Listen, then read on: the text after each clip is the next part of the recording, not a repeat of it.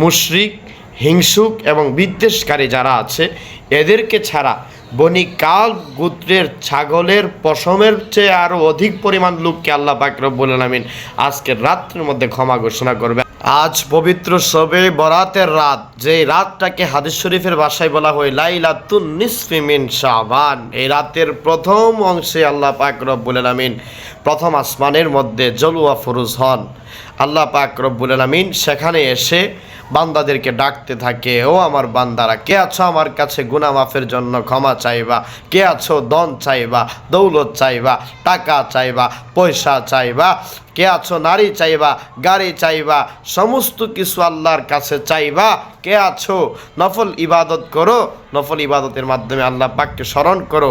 আল্লাহ রাব্বুল আলামিন ফজরের আগ পর্যন্ত বান্দাকে ডাকতে থাকবে, কিন্তু বান্দা যদি আল্লাহর জিকির করে, তাসবিহ তাহলিল পড়ে, এরপর যদি আল্লাহর কাছে চায়, বান্দা যা কিছু চাইবে আল্লাহ পাক রব্বুল আলামিন বান্দাকে সব কিছু দান করে দিবে। এই রাত হচ্ছে বরকতপূর্ণ রাত, ইমানদারের জন্য খুশির রাত, ইবাদতের রাত। এই রাতের মধ্যে বেশি বেশি ইবাদত করব, নফল নামাজ পড়ব, আল্লাহ পাক রব্বুল আলামিনকে ডাকবো, ক্ষমা চাইব, গুনার জন্য ক্ষমা চাইব। আল্লাহ পাক রব্বুল আলামিন আমাদের সবার ডাক কবুল করবেন। তবে হাদিস শরীফের মধ্যে এসেছে, রাসূলুল্লাহ বলেছেন, উম্মত, কিছু কিছু মানুষকে আল্লাহ পাক এই রাত্রের মধ্যে ক্ষমা করবেন না। এরা কারা? ইয়া রাসূলুল্লাহ, এরা কারা?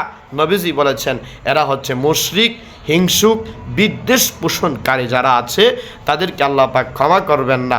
আর না হয় সমস্ত মানুষকে, ইমানদারদেরকে আল্লাহ পাক রব্বুল আলামিন মাফ করে দিবে।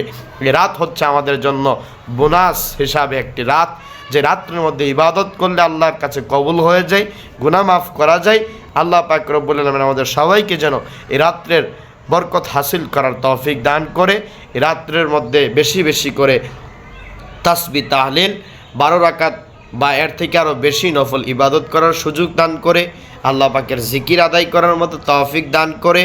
রব্বুল আলামিনের কাছে মা বাবা, ভাই বোন, আত্মীয় স্বজন, কবরবাসী যারা আছে এদের গুনাহ মাফ চাওয়ার জন্য সেই তৌফিক যেন আমাদেরকে দান করে। আল্লাহ পাক রব্বুল আলামিন আমাদের সবাইকে এই রাত্রে ইবাদত করার মতো তৌফিক দান করুক, আমিন। আসসালামু আলাইকুম ওয়া রাহমাতুল্লাহি ওয়া বারাকাতুহু।